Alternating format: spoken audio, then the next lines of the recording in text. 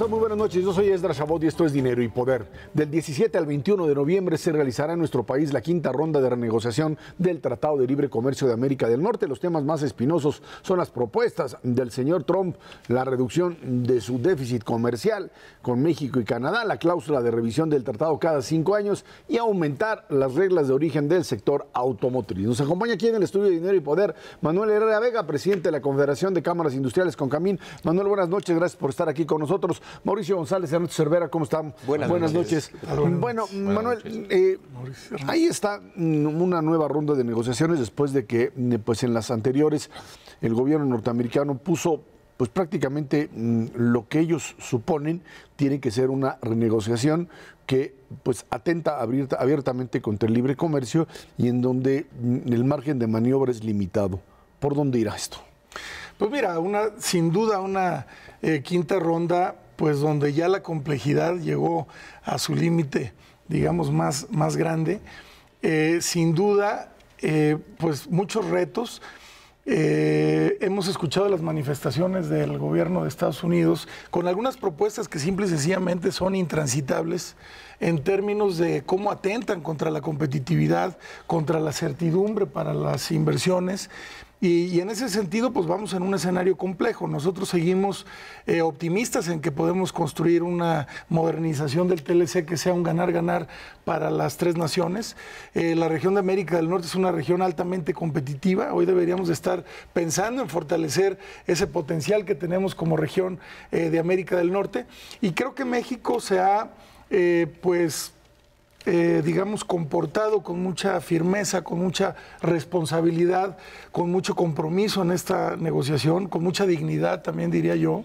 Y hoy, pues a través del cuarto de junto del sector privado que vamos acompañando al gobierno en esta quinta ronda de negociaciones, pues creo que mantendremos esta misma dinámica que ha tenido México en las negociaciones. Firmeza para no permitir ninguna propuesta que realmente dañe la competitividad o la certeza para las inversiones de nuestro país, y por otra parte con toda la disposición y el compromiso de tratar de lograr una negociación que sea benéfica para México y también para la región. Manuel, hay cosas que no se ven y no salen en los periódicos, pero sin duda alguna están sucediendo en estos momentos. Hay un cierto grado de confianza, llamémosle así, de que el sector empresarial estadounidense está empezando a presionar fuertemente al gobierno norteamericano para no abandonar el Tratado de Libre Comercio. ¿Se están dando estas presiones? Sí, Ernesto. Mira, nosotros hemos estado en constante comunicación con nuestras contrapartes. De hecho, esta última gira que hicimos a Washington en medio de la cuarta ronda de negociaciones, prácticamente estuvimos con todas nuestras contrapartes, los diferentes sectores, discutiendo las propuestas que estaban sobre la mesa. Hay una gran preocupación del sector industrial y del sector empresarial de Estados Unidos, obviamente de Canadá y de México, pues por estas propuestas que sin duda, como comentaba yo, pues son nocivas desde el punto de vista de México, simple y sencillamente inaceptables, ¿no? Y realmente se ha intensificado mucho la actividad, el cabildeo, las manifestaciones de los empresarios estadounidenses en torno, pues, al riesgo que existe para la región y para los mismos Estados Unidos si se diera alguna de estas, digamos, pues propuestas que está poniendo sobre la mesa Estados Unidos. Por ejemplo, empresas como las automotrices, Ford, Chrysler, General Motors, ¿en qué cuarto de juntos se sientan si están en los tres lados? Sí. O sea, para ellos es crucial que esto no se acabe, porque la verdad lo que les merma es la competitividad propia de la empresa que tiene establecimientos, fábricas en los tres lugares y que cruzan la frontera indiscriminadamente. Claro, es una dinámica comercial sumamente competitiva la que tenemos hoy en día, que ha fortalecido, como decía yo, desde nuestro punto de vista, la economía de los tres países, y es precisamente ese el punto medular. Estamos inmersos en una dinámica global donde estas cadenas globales de valor instaladas en la región, en los tres países, pues requieren de certeza en el tema de inversión y requieren seguir construyendo y aprovechando esa competitividad que hemos ganado a partir de que inició esta relación comercial con el Tratado de Libre Comercio de América del Norte. O sea, hay una gran preocupación, sin duda. Manuel, efectivamente hay una preocupación porque hay un factor que es totalmente impredecible, que es el señor Trump. Y uno pues no puede pedir una negociación racional con alguien que no se comporta racionalmente. Ayer leía una nota en el New York Times que decía que para el señor Trump ya se le ha convertido una obsesión reducir el déficit comercial que tiene los Estados Unidos con México, que es más o menos de 60,000 millones de dólares. Ahora, negociar quiere decir pedir y ceder, porque si no, pues ya no hay negociación. ¿Qué podría ofrecer México para que Estados Unidos, digamos, le pueda vender algo más de lo que le vende actualmente y con eso pues ayudar a que se reduzca el déficit comercial? ¿Podemos ofrecer algo o no? Yo creo que podemos ofrecer mucho si tenemos la visión de fortalecer la región. Y esto que podemos ofrecer tiene que ver precisamente con el fortalecimiento de las cadenas globales de valor y de toda esta cadena de suministro que representa una gran oportunidad. Nosotros, por ponerte un ejemplo, lo estamos haciendo en México. Todas las cadenas globales de valor que están instaladas en México representan una oportunidad de más de 100,000 millones de dólares que hoy estamos importando de muchos países, principalmente de Asia, Europa, incluso también de la misma región, pero que muchas de las empresas mexicanas podrían estar abasteciendo. A través de una plataforma generamos lo que conocemos como la demanda negociable, es decir, lo que estas cadenas estarían dispuestas a comprar. Eso representa en la región una gran oportunidad para los tres países. Sin duda, Estados Unidos podría incrementar su participación en la proveeduría de las cadenas globales de valor, pero en una dinámica de cooperación entre los tres países.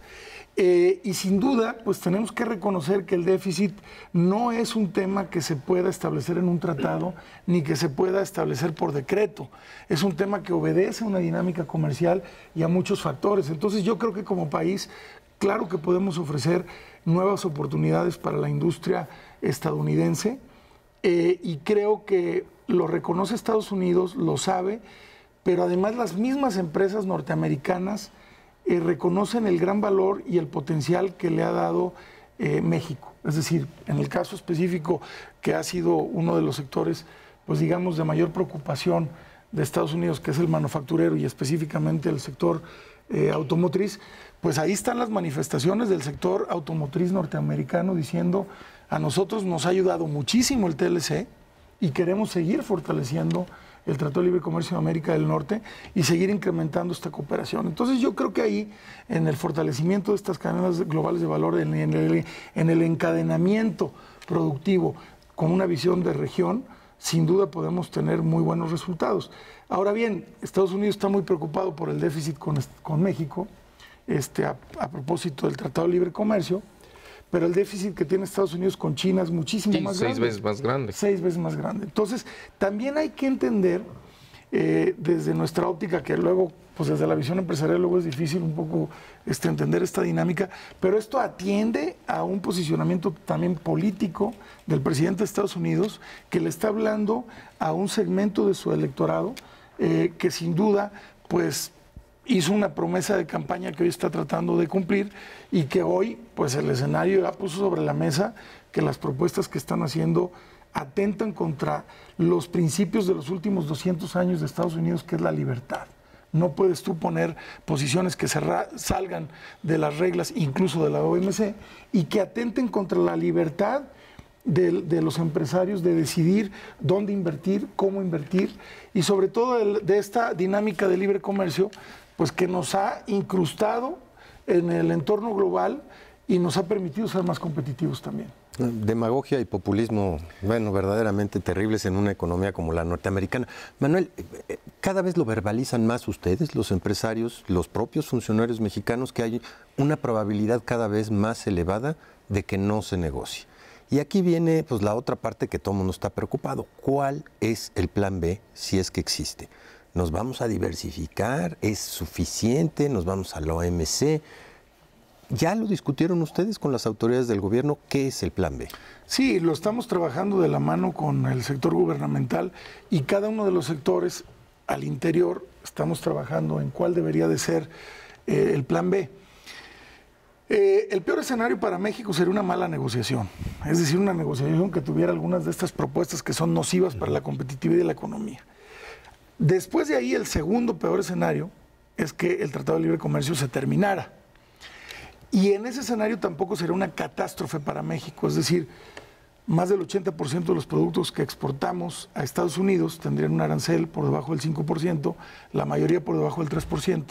Este plan B tendría que contemplar, primero, trabajar de inmediato en apoyar y fortalecer a ese sector que exporta ese 20% que se pudiera ver afectado.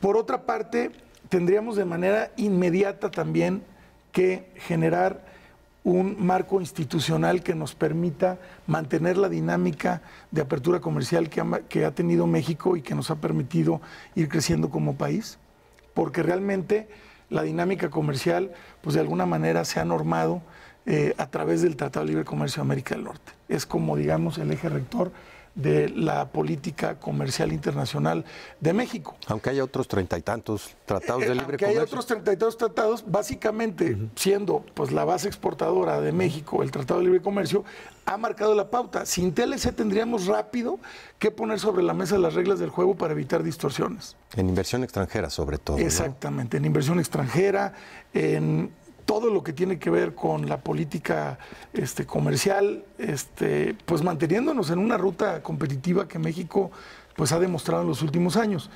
Y la tercera, evidentemente, tiene que ver con diversificar mercados, que ya estamos empezando a trabajar en ese tema. México es un país muy abierto, con muchas alianzas comerciales y con un gran potencial hacia adelante de mirar a otros mercados y establecer alianzas estratégicas. Entonces, en esas tres partes tendríamos que trabajar muy rápido, ya lo estamos haciendo, si se diera ese escenario, ¿no? Ahora, existe otro escenario que sería una modernización eficiente, buena. Sí, que es el que todo el mundo quiere. Que sería el mejor escenario. Y de ahí el que seguiría, pues sería el status quo, ¿no? Porque hay que reconocer que se puede quedar como está. La última ocurrencia del señor Trump es que él dice que mejor Estados Unidos se sale del tratado, que con eso aplaca a México y a Canadá y que dentro de 6 meses nos vuelve a invitar para que volvamos a negociar ya en mejores términos. Eso, ¿qué opinión merece de los industriales mexicanos? Pues mira, sin duda forma parte de este riesgo que existe. Pues ya lo ha hecho en varias ocasiones el presidente Trump, el manifestar que hay la posibilidad de establecer incluso negociaciones, ¿no? Bilaterales. Nosotros consideramos que pues esta negociación obviamente se mantendrá entre los tres países y en ese escenario pues tendríamos nosotros que analizar cómo construir. Sin duda empezaríamos a lo mejor de cero a negociar nuevamente cuál va a ser la relación comercial en Estados Unidos. Eso nos va a llevar tiempo, dinero y esfuerzo. Como 10 años. Exactamente. Y realmente, pues, hoy las reglas del juego creo que están claras y han sido benéficas para los tres países. Yo creo que es una decisión totalmente desatinada, peligrosa y que va a tener un gran costo en lo económico y creo que también en lo político en Estados Unidos si se toma esa decisión. En todo caso, esto en México podría sostenerse en lo que serían las reglas de la Organización Mundial de Comercio y montarse en ese, ahora sí que en ese machote. Ahora, para que Estados Unidos se negase a aceptarlo, tendría que salirse de la Organización Mundial de Comercio en lo que sería prácticamente una guerra comercial con todo el mundo, ¿no? Sí, bueno, eso ya sería entrar en un desastre que a Estados Unidos le costaría todavía mucho más que lo que ya le está costando incluso, simple y sencillamente, el que esté alarmado el sector productivo estadounidense sobre la posible terminación del TLC o sobre alguna de estas medidas peligrosas que está proponiendo Estados Unidos. Mantener la relación con Canadá durante un periodo prolongado de tiempo, aunque se salga Estados Unidos, es un poco el caso al revés. Si te quieres salir, salte. Nosotros vamos a seguir exactamente igual y dentro de 6 meses a ver si recapacitas. Claro. ¿Se puede? ¿Están dispuestos los canadienses? Sí, yo creo que Canadá está dispuesto. Nosotros hemos encontrado en el gobierno canadiense una gran disposición de construir. Yo creo que tendríamos que seguir fortaleciendo nuestra relación con Canadá. Y también hay que entender que estamos en una coyuntura pues que atiende mucho a lo político desde la perspectiva de una dinámica del presidente Trump que se sale pues de toda lógica, digamos, en lo económico, en lo comercial, pero que es una posición política, pues que también desde la perspectiva nuestra, la fuerza institucional de Estados Unidos también representa una gran confianza que si entramos en un bache como podría ser la posible salida de Estados Unidos del TLC, pues confiamos en que en el futuro tendría que regresar y tendría que regresar con condiciones muy similares a las que hoy tenemos y a las que hemos planteado en esta posible modernización. Manuel Herrera, presidente Concamín, muchas gracias por estar aquí con nosotros. Muchísimas gracias a ustedes por la invitación. Vámonos a una pausa, esto es Dinero y Poder.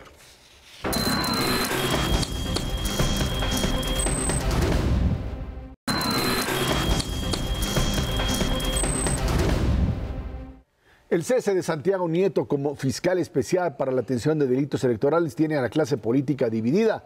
Todos contra el PRI, no estaría tan dividida, pero bueno, los partidos de oposición alegan que la destitución del titular de la FEPADE es porque las investigaciones que realizaba eran incómodas para el gobierno federal y el partido en el poder. Sin embargo, los priistas justifican que Nieto violó la ley al filtrar avances de la investigación de Emilio Lozoya y sus supuestos nexos con Odebrecht y otras más. Bueno, pues ahora sí que la telenovela de la semana, de las 2 semanas, en donde pues un Santiago Nieto que por lo menos lo que cometió fue pues un acto de imprudencia en una combinación bastante, me parece, pues poco transparente, por llamarlo así, con el periódico Reforma, en donde hay que recordar que pues es precisamente el periódico Reforma quien insiste en que fue el señor Santiago Nieto el que le mencionó que pues había recibido presiones, el fiscal por parte de Emilio Lozoya, que pues había mandado una carta en donde se refería a que él era funcionario público, y el propio Nieto había estado en distintos foros hablando precisamente de ese tipo de presiones. Cuando pues viene ya la destitución, Santiago Nieto aparece en medios y dice abiertamente que él no dijo absolutamente nada, que no tuvo ningún tipo de presión, y la carta real, la carta que recibe por parte de Emilio Lozoya y de su abogado, es una carta en donde lo que le está pidiendo es el derecho a conocer la investigación, solo y exclusivamente eso, en algo que pues termina también por generar esta división enorme, una división, yo diría más bien una unificación de la oposición, tanto el PAN, PRD, PT, Movimiento Ciudadano, Morena, todos, contra el PRI y sus aliados, defendiendo a Santiago Nieto, no tanto por la argumentación, sino porque representa, digamos, la investigación, la supuesta investigación o investigación real de Odebrecht y el desvío de recursos hacia el PRI en la campaña 2012, frente a lo que pues sería el proceso a partir del cual el propio Emilio Lozoya estaría defendiéndose.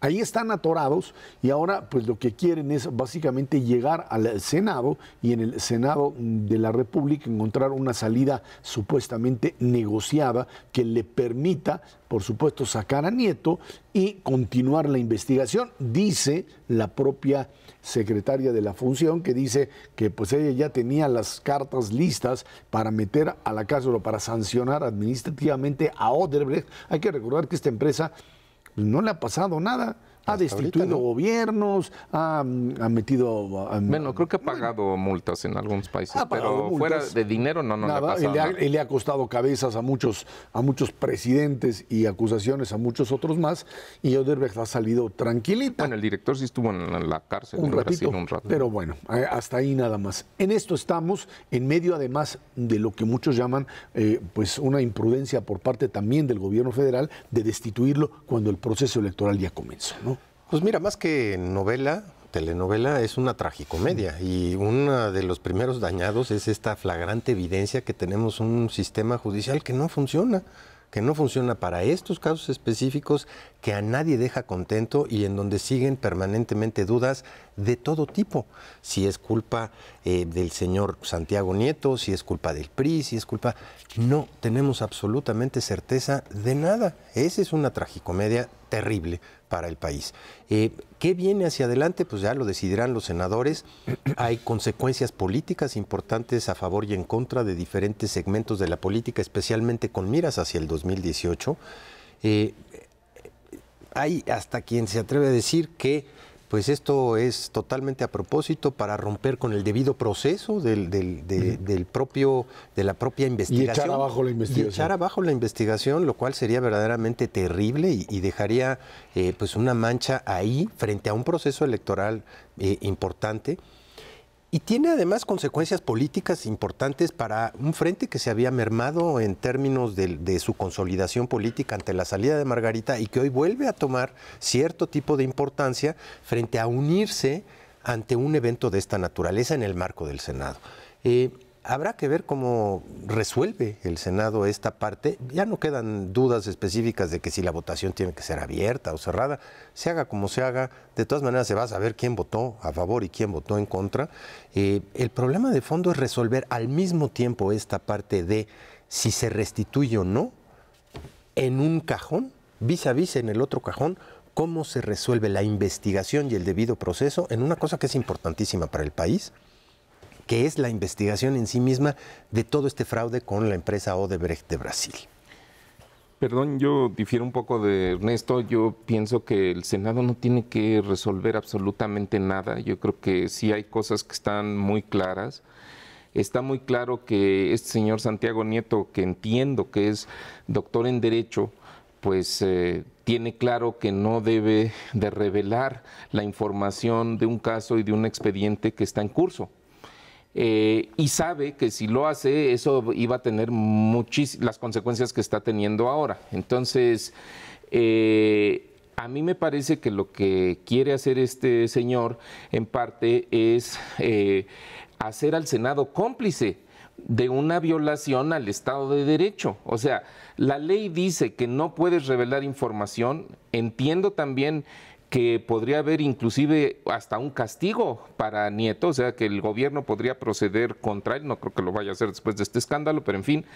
Pero lo que no le puedes pedir a los senadores es que sean tus cómplices, ¿no? En una votación que, independientemente de si es secreta o no es secreta, pues resulta que te reinstalan en el puesto. O sea, ¿cómo le pide a 128 senadores, ¿no?, que lo restituyan si eso sería un acto de ilegalidad? Ahí es donde la política y el Estado de Derecho se mezclan y eso nos cuesta mucho trabajo. A ver, eso sí, separarlo. Defenderlo.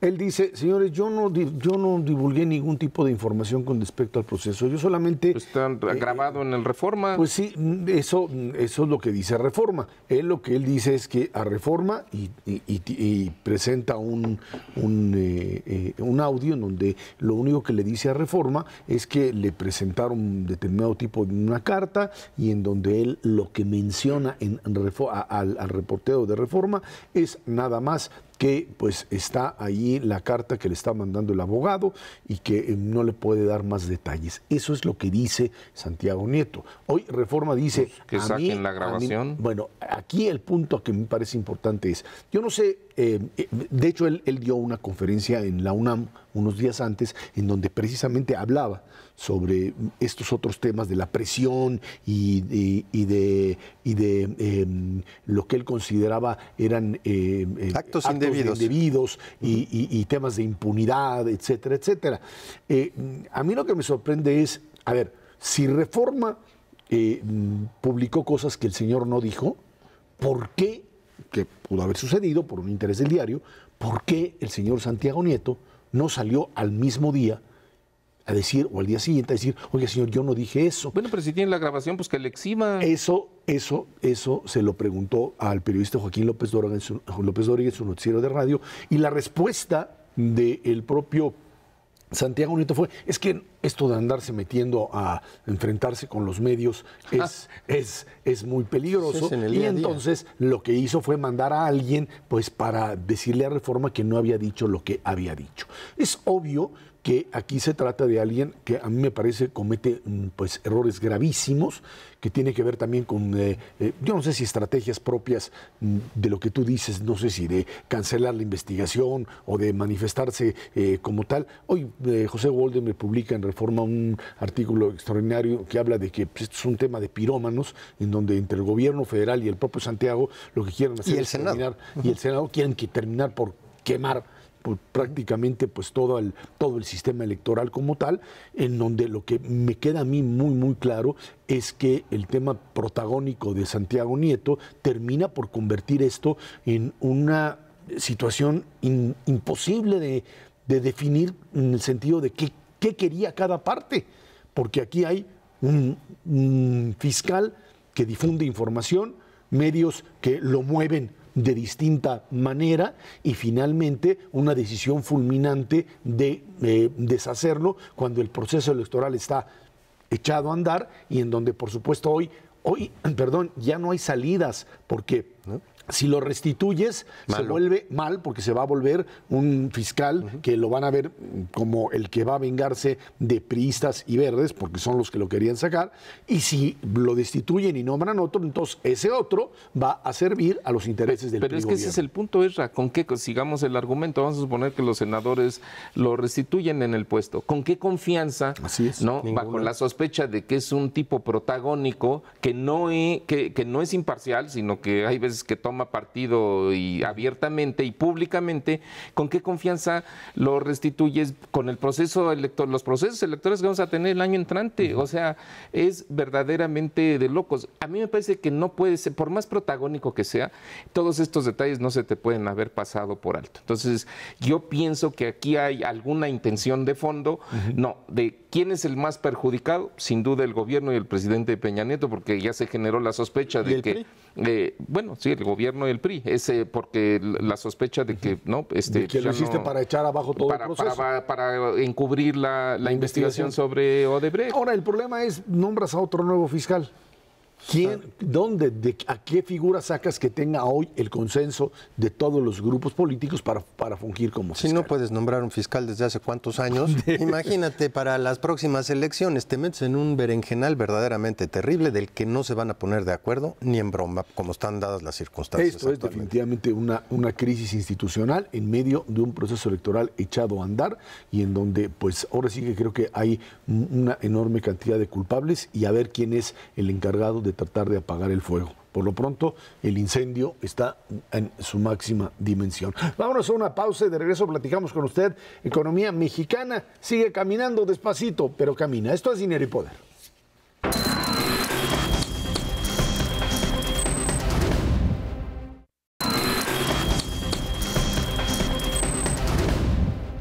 En agosto, el indicador global de actividad económica, el IGAE, creció 0.8%, luego de que en julio tuviera un retroceso de 0.6%.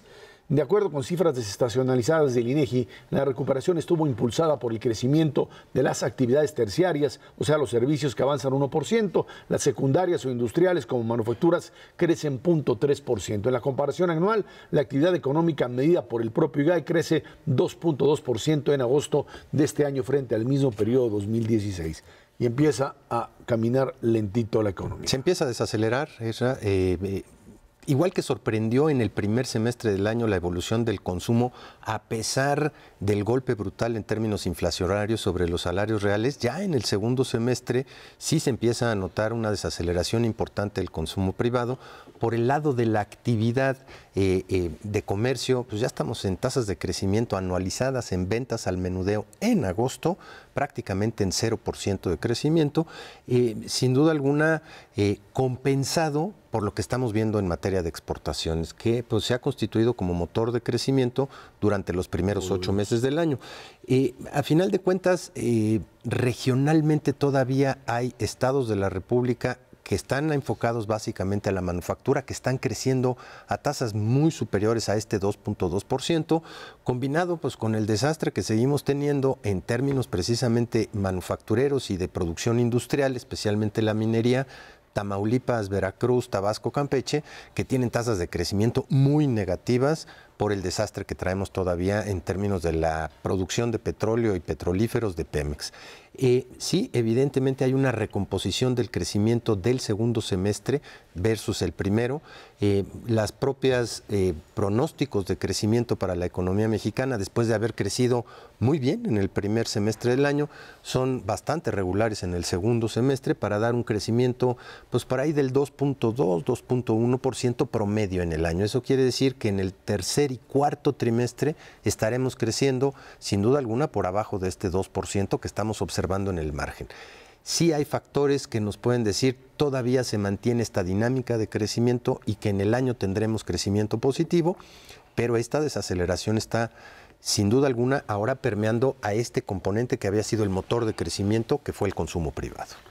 Yo creo que hay algunos analistas que están exagerando la nota en el sentido de que están presentando efectivamente esta desaceleración de la que habla Ernesto como si fuera un evento desconocido y segundo, como si fuera algo catastrófico o serio, no catastrófico, pero serio, ¿no? Y yo creo que no es ni desconocido ni serio, porque ya se sabía que la economía mexicana iba a entrar en un proceso de desaceleración. Los factores que habían impulsado el consumo privado, que fue el motor de crecimiento económico del 2016, pues no están presentes, pero no están manteniendo el ritmo.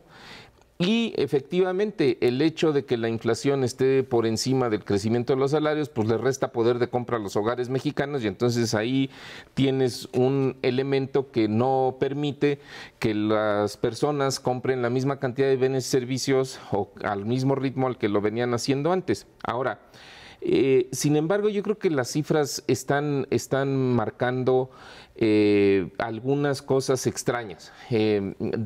Mencionaba Ernesto hace rato, si vemos las cifras de los supermercados y las tiendas departamentales, que aglutina su asociación que se llama la ANTAD, efectivamente uno ve esas cifras y se da cuenta como en agosto y septiembre prácticamente no crecen, de hecho se reducen un poco.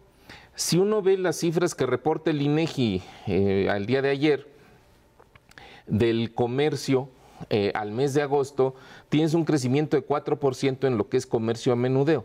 Entonces, algo está pasando, Ezra. No sabría decir qué, lo único que sí puedo afirmar es que hay una especie de divorcio, hay una diferencia que no habíamos visto en épocas anteriores entre lo que están reportando los supermercados y las tiendas departamentales de lo que está midiendo el INEGI, que hay que aclarar que el INEGI tiene una base de medición muchísimo más amplia. Entonces, en ese sentido, creo que no habría que irse con la finta. Honestamente, mientras no se aclare cómo es que se están construyendo estas cifras de la ANTAD, si cambiaron alguna metodología o si hicieron algo diferente de lo que venían haciendo.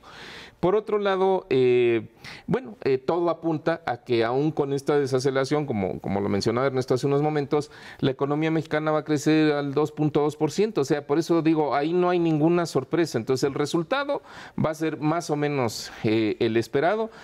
La economía ha crecido 2.3% en la primera mitad del año, con lo que se reportó ayer del IGAE, previsiblemente el tercer trimestre va a estar inclusive arriba del 2%, entonces pues no deberíamos de esperar un resultado malo o atípico para el PIB.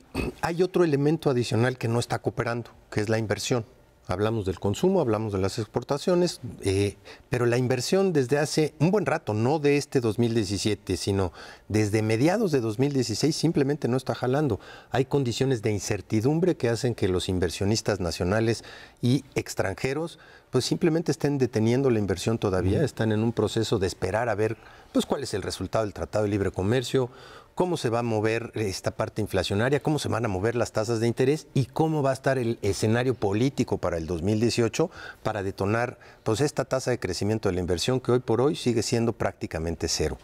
No contribuye tampoco la inversión del sector público, que durante este 2017 ha sido profundamente negativa, trae una tasa de decrecimiento, de acuerdo con cifras del INEGI de cuentas nacionales, de casi 6%.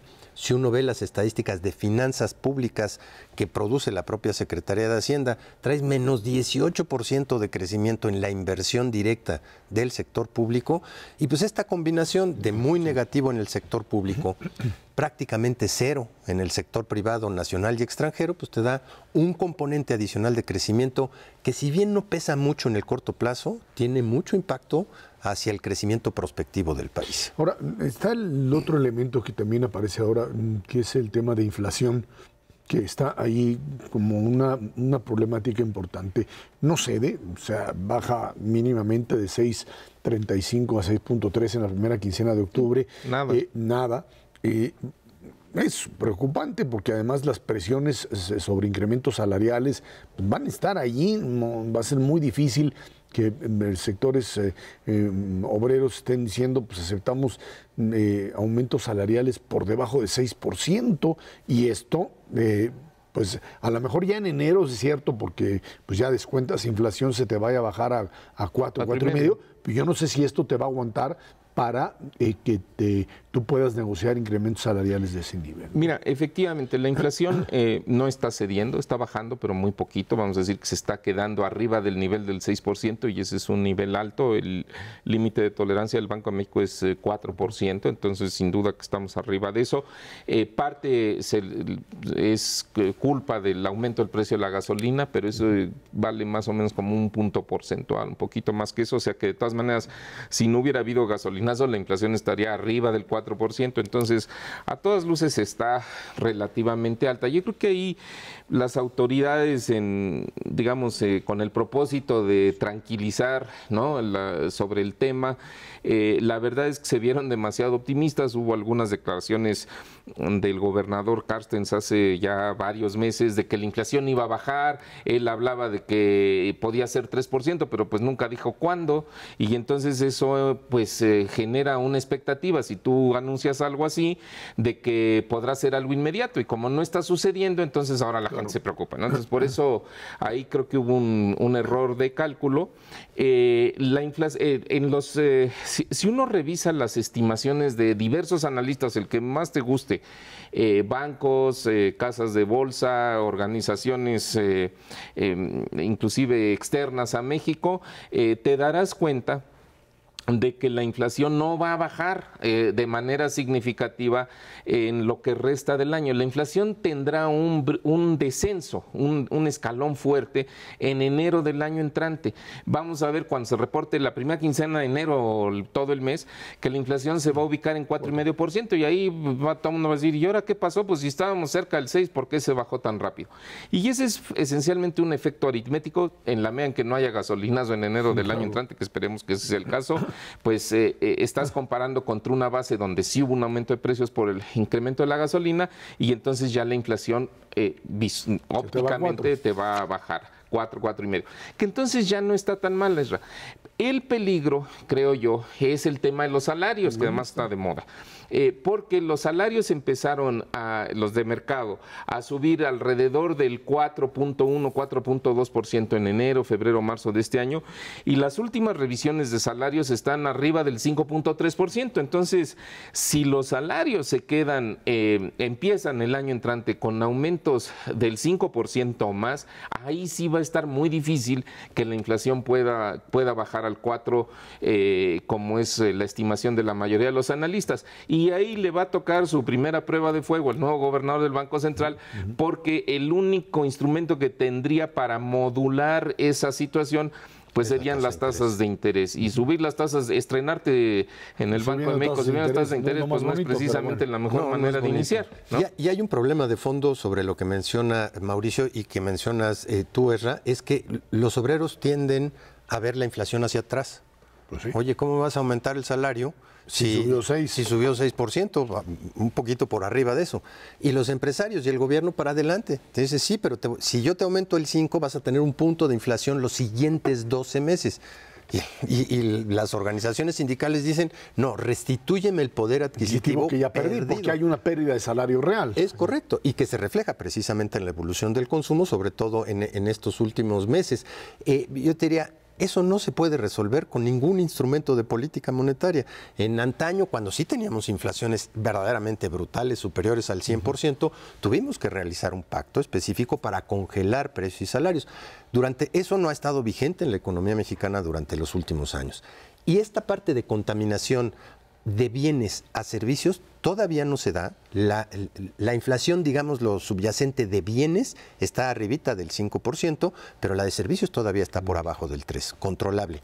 Conforme vayan convirgiendo, es entonces cuando vas a tener esta posibilidad de bajar la expectativa inflacionaria. Bueno, vámonos a una pausa. De regreso platicamos con usted. Comercio exterior, tipo de cambio, ayuda o no a exportaciones e importaciones.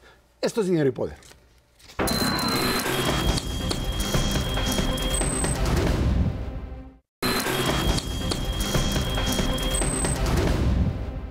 En septiembre las exportaciones registran un incremento anual del 3.4%, pero las importaciones de 4.3%. Cifras desestacionalizadas a tasa mensual, el incremento fue de 0.12 y 0.51% respectivamente. Estos datos indican un déficit comercial de 1.886 millones de dólares, saldo que se compara con el déficit de 1.527 millones observado en septiembre de 2016. Para los primeros 9 meses de este 2017, la balanza comercial presenta un déficit de 9.051 millones de dólares. Pues ahí está aunque les dé torzones en la Casa Blanca y ahí en la casa seguimos vivos y tenemos déficit. Claro, tenemos déficit totales, sí, sí. Y además aumentan importaciones, pues está carísimo el dólar, no importa esto, ¿verdad? No importa, la verdad es que es un déficit comercial que como porcentaje del PIB, digo, aunque fuera un poquito más alto, no pinta para las cuentas nacionales. Lo que nos dice esto es verdaderamente lo que es racionalmente desde el punto de vista económico. México necesita importar bienes y servicios. ¿Para qué? Para la satisfacción de las familias mexicanas en términos de su consumo, para las necesidades de inversión de las empresas en maquinaria, en equipo, en una serie de factores, para las empresas mexicanas que exportan para tener los mejores insumos disponibles para poder ser competitivos y para el propio gobierno. Esos son para lo que se importa. Si tienes un déficit comercial, ¿qué quiere decir? No quiere decir el acabose del país. Las importaciones no son malas per se, ni el déficit comercial es malo per se. Quiere decir que tienes un desequilibrio en otras partes de la economía que te generan y te producen precisamente este déficit. La verdad es que han sido muy sorpresivo el crecimiento de nuestras exportaciones durante este 2017, muy favorable para el desarrollo económico de ciertas regiones del país, especialmente del centro hacia el norte, no cabe la menor duda, y la evolución de las importaciones había estado por abajo consistentemente todo el año. Solo hasta septiembre están creciendo por arriba de las exportaciones y nos da este déficit que, pues la verdad de las cosas acumulado en el transcurso del año, te da un déficit global muy por abajo del 1%, en cuenta corriente estaremos por abajo del 2,5% en el transcurso de este 2017, muy manejable desde el punto de vista de su financiamiento. Así es, Ezra. La verdad es que, bueno, simplemente para insistir, se están desacelerando las exportaciones, pero siguen creciendo. Están creciendo inclusive en septiembre con esta cifra de 3.4% y si vemos las exportaciones no petroleras 3.6%, ese es un crecimiento que está todavía por encima de lo que tuvimos en promedio en el 2016.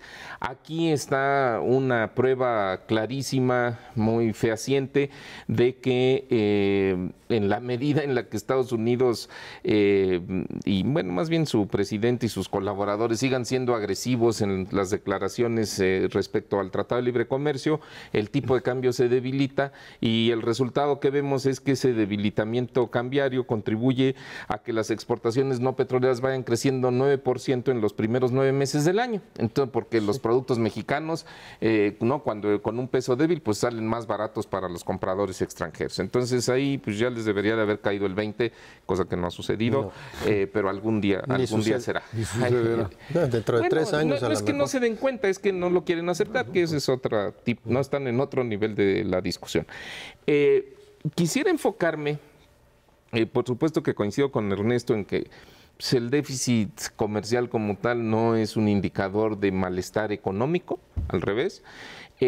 Pero sí es importante hacer el análisis de importaciones y exportaciones para ciertos rubros. Déjame enfocarme en el tema petrolero. Hace mucho que no hablamos aquí de los resultados del petróleo. Entonces vemos cómo en los primeros 9 meses del año México ha importado 29.500 millones de dólares de productos petroleros, principalmente gasolinas. Y ha exportado 16,000 millones. Ahí sí hay un problema, no por el déficit per se, pero el déficit nos indica que hay algo que está mal en el tema petrolero, no es nuevo. Antes de 2014 el la balanza petrolera era superavitaria, o sea, vendíamos al exterior más de lo que le comprábamos. No. Y de entonces a la fecha, sucede al revés. Esto tiene muchas implicaciones, Ezra. Mira, en primer lugar nos dice que la capacidad de producción de Pemex está deteriorada. Y si la capacidad de producción está deteriorada, pues la capacidad de exportación de alguna manera está en riesgo. Segundo, esto también nos dice que tenemos que importar gasolinas porque no somos capaces de agregarle valor al petróleo crudo que extraemos. No, y bueno, ahí habría que ver si se puede hacer algo o no, pero de manera que no se vaya a perder dinero, porque hacer una refinería para perder dinero no tiene sentido. Todavía. Y tercero, tiene un efecto en las finanzas públicas, Ezra, porque como compramos más cosas petroleras de las que vendemos al exterior, cada vez que se debilita el peso, al gobierno le sale más caro. Y el gobierno, ¿de dónde saca, no? Ahora sí que de dónde saca los recursos para poder enfrentar esa situación. Entonces, esta balanza petrolera, pues sí hay que irla monitoreando. No tiene un buen comportamiento. Estamos hablando de un déficit petrolero de casi 13,000 millones de dólares en los primeros 9 meses del año. No recuerdo la cifra exacta del año pasado, a lo mejor Ernesto se la sabe, pero era como 10,000, ¿no? Sí, entonces estamos 20-30% por arriba. Ese ritmo no se puede sostener porque sí, no por el déficit per se, sino por los problemas que mencioné. Ahora, fíjate, que le causa a Pemex y al sector energético. Lígalo con esta irracionalidad de Estados Unidos, que tratarían de mermar ese déficit, de bajar ese déficit, literalmente prohibiendo las importaciones. Imagínate prohibir las importaciones o ponerle impuestos a las gasolinas. ¿A quién perjudicas en ese contexto? Consumidor. Lo que tienes que hacer es fortalecer tus exportaciones y resolver el problema que trae Pemex, no poniéndole impuestos a la importación de gasolina. Que lo está haciendo, nomás que los resultados pues van muy despacio. Muy despacio. Y esto ligado al tema, por supuesto, de la volatilidad del tipo de cambio, que te llevó ya otra vez al peso mexicano a perder más de un 7% y a que Banco de México tuviese que lanzar otra vez este mecanismo de coberturas,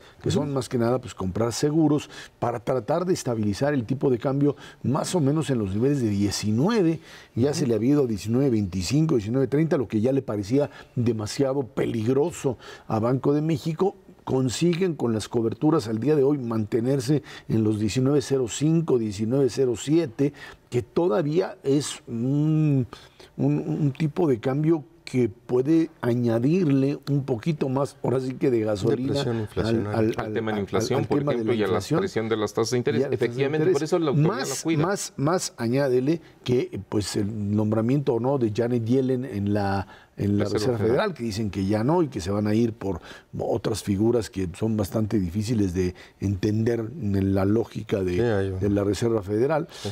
Pero esto por un lado, y esta idea de que la economía norteamericana se está ya sobrecalentando a un nivel que obligaría a subir tasas de interés a una mayor velocidad, más que nada, no solamente por el sobrecalentamiento, sino por esta política fiscal norteamericana de poder reducir los impuestos y con esto desatar un crecimiento más. Sí, tenemos que ir separando, Ezra, los efectos, porque es correcto. En la medida en la que no haya declaraciones negativas del gobierno estadounidense respecto al Tratado de Libre Comercio, el tipo de cambio tiende a debilitarse, ¿ok? Y ya vimos que eso podría llevar inclusive la paridad arriba de los 20 pesos por dólar. No hay manera de adivinarlo y simplemente hay que irlo monitoreando. Pero también hay que reconocer, y ahí es donde viene el efecto de la separación, que el dólar en los últimos días ha sido volátil, igual respecto al euro y respecto a otras monedas fuertes en el mundo. Y cuando el dólar gana terreno, o sea, cuando se fortalece, en automático el peso se devalúa, y eso no tiene nada que ver con el Tratado de Libre Comercio y no tiene nada que ver con el comportamiento de la economía mexicana. Entonces, se nos ha juntado en las últimas 2 semanas, 3 semanas, las dos cosas un poco. Entonces, en ese sentido, nada más ojo, ¿no? Que no achacarle a un solo factor todo este debilitamiento cambiario. Y nada más un punto. Los analistas internacionales que compran y venden monedas insisten que el dólar se debe devaluar alrededor de un 8 o 10% en los próximos 12, 18 meses.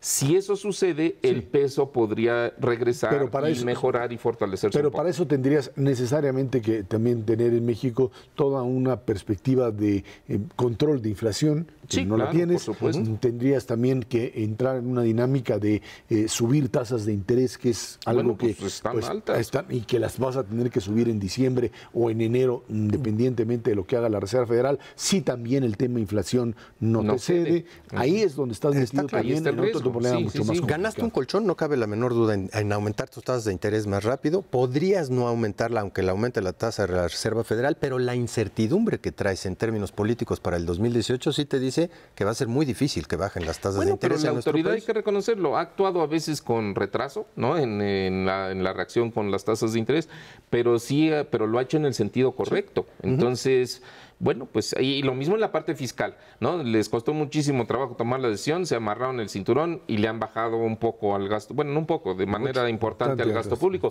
Bueno, pues mientras sigan en esas, sí traen, digamos, la situación, bueno, están haciendo todo lo que pueden hacer, tampoco hay que pedirles milagros. Si dejaran de hacerlo por el tema electoral, entonces sí le van a meter más ruido a la economía. Hay que ver qué pasa con el nombramiento del nuevo gobernador del Banco de México, que ahí es otro interrogante que es lo que va a pasar.